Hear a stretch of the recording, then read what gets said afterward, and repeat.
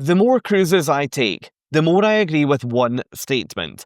Every single cruise ship is different. Whether you're preparing to take your first ever cruise, or perhaps it's your first cruise on a ship that you've never travelled on before, it's okay to feel a little nervous and perhaps even concerned about getting lost once you're on board. After all, these cruise ships or these floating homes from home are pretty different to what you're used to back on dry land. In this video today, I'm going to share with you 9 things that will help you to not get lost on your future cruises. Some of these things cruise lines will tell you about, others you have to find them out for yourself. So hopefully this video might help to calm some of your pre-cruise nerves and help you to get the most out of your trip. If you do enjoy this video today, and if you find it useful, then I have got so much more to tell you. Why not click that subscribe button and come with me? And why not also come and sign up to my free email updates? Down in the comment section of this video and down in the description, you'll find a link to head over to my website, which is FRASERatsea.com. And over there, you can sign up for my free email updates, where I will touch base every week and let you know what's new around here. Anyway, let's get started with the first thing that will help you to not get lost on cruise ships, and we're talking deck names and numbers. When I started cruising, I assumed that every cruise ship, floor or level, had a different number assigned to it. That's where my rationale in my mind stopped. I didn't think for a second that all of these decks might also have written names to correspond with the numbers. However, this is one thing that really helps me to find my way around a cruise ship, because so many out there refer to each of the deck numbers as a different name. Let me explain what I mean. I recently took a cruise on board MSC World Europa, which is an absolutely enormous mega ship from MSC Cruises. There are over 20 decks on there, so it would be pretty easy to maybe get lost when you're trying to find a venue or your cabin, say at the end of the night. Each of the decks on World Europa have a number, as you would expect. For example, deck 5, 6, 7, 8, so on and so forth. However, each deck also has a name. On this cruise ship, each deck is named after a different city in Europe, because the ship, World Europa, is all themed around the topic of Europe. On other MSC Cruises ships, I've found that the decks are perhaps named after famous composers or favourite places elsewhere in the world. It's really quite fascinating to go on a ship and try and figure out the naming convention with the decks. Other cruise lines, including Princess Cruises, also do this, where the deck numbers will have a name assigned to them in a lot of cases. And the majority of cruise lines out there, even if they don't name every deck, they will name key decks on board. The example I would give here is the promenade deck. You'll find a promenade deck much lower down on a ship than the top deck, usually around deck 6 or deck 7. I love to spend time out there because it gives you such clear views of the ocean all around the ship, and you'll usually find that that promenade deck wraps around lots of public venues that are down on sort of decks 5, 6 and 7 of the ship. So, number 1, look out for not only deck numbers, but also deck names. Number 2, did you know that some cruise lines colour code the stairwells to help you figure out whether you're at the front, the middle, or the back of the ship? This is something that was new to me until I took a cruise with P&O Cruises on board Arvia. Arvia is another massive cruise ship. There are so many decks on there, and it can be quite difficult at times to know where in the ship you actually are. I was delighted when I saw that each stairwell on board has a different colour to help you identify your location on board. If you're standing at a stairwell at the front of the ship or in the forward section of the ship, then you'll find that all of the artwork is coloured blue. If you're in the middle of the ship, all of the artwork on the stairwell will be grey, and if you're towards the back or the aft of the ship, then all of the art there will be coloured red. It really would surprise you just how useful this is when you are perhaps at sea at night and you can't get good visibility of, for example, anything outside the ship to help you get your bearings. I found it so useful. So number 2, think about stairwells and try and identify if your cruise ship or your cruise line colour codes anything there to help you out. On the subject of stairwells at the front, middle and back of the ship, we probably should cover a couple of quick bits of terminology. One of the easiest ways to avoid getting lost on board, or to help you find your bearings, is to familiarise yourself with a couple of nautical terms before your cruise. Don't worry, there's not a huge amount coming here.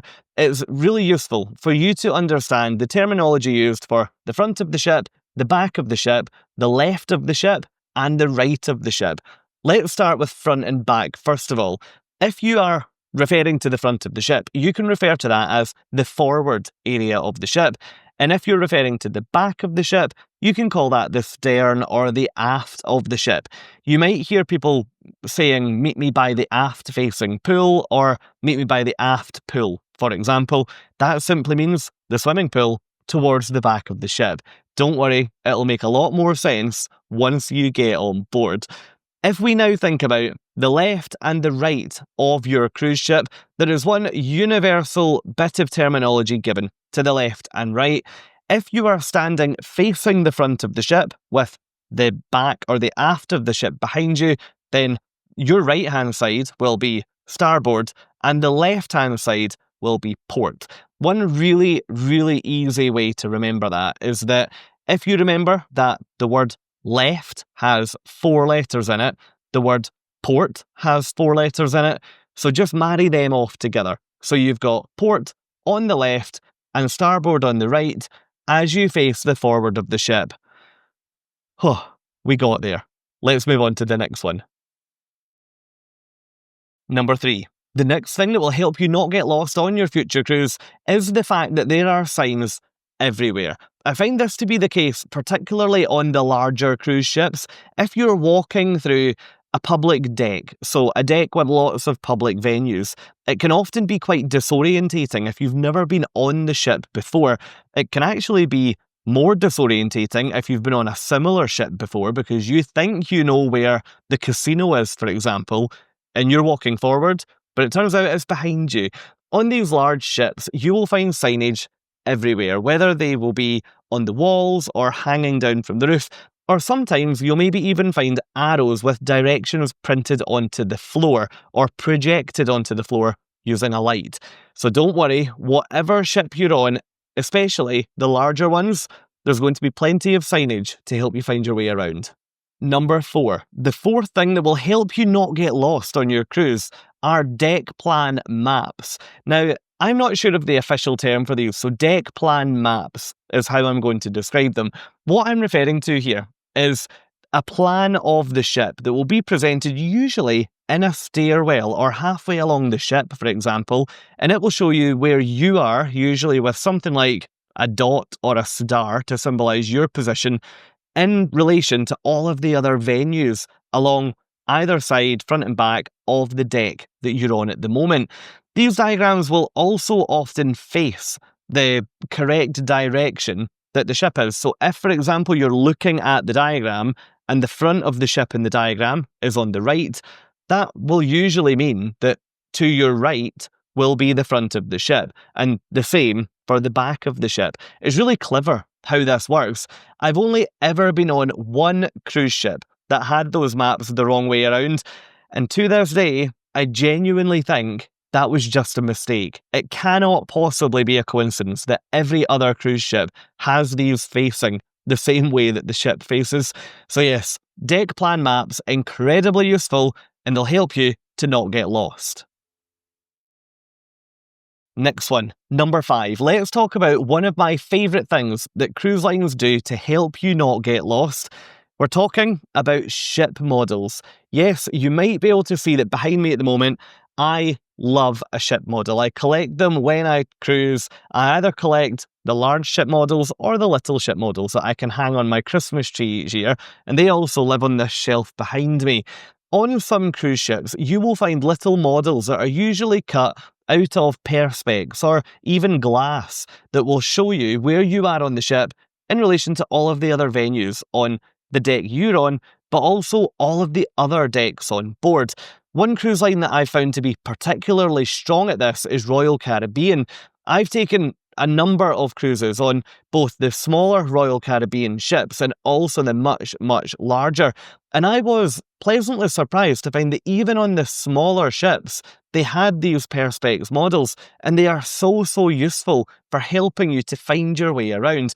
So when you get out of the elevator, or when you think, oh, I've climbed too many stairs now, I don't know where I'm going, you might want to look out for these little Perspex models, and they should help to point you in the right direction. Number 6. Cruise liners nowadays have started to use technology in really, really clever ways.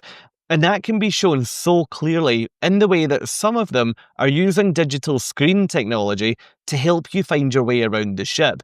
I've been on cruise ships where you can simply type in the venue that you're trying to go to on the large digital screens around the ship, and it will then present you with a turn-by-turn, manoeuvre-by-manoeuvre list of actions for you to take to get there.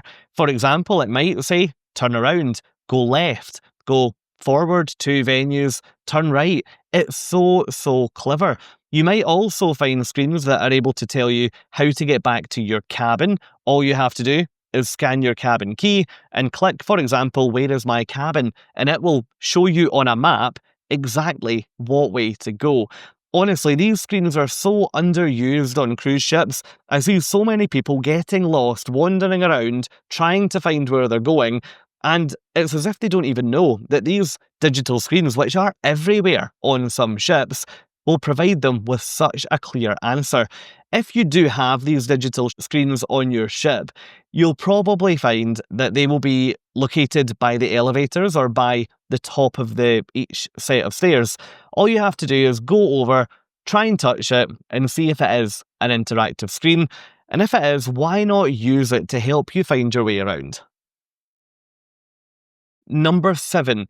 The next thing that will help you to not get lost is to understand any cruise line specific things that they do to discreetly tell you what way you should be walking or what way is front and back, for example.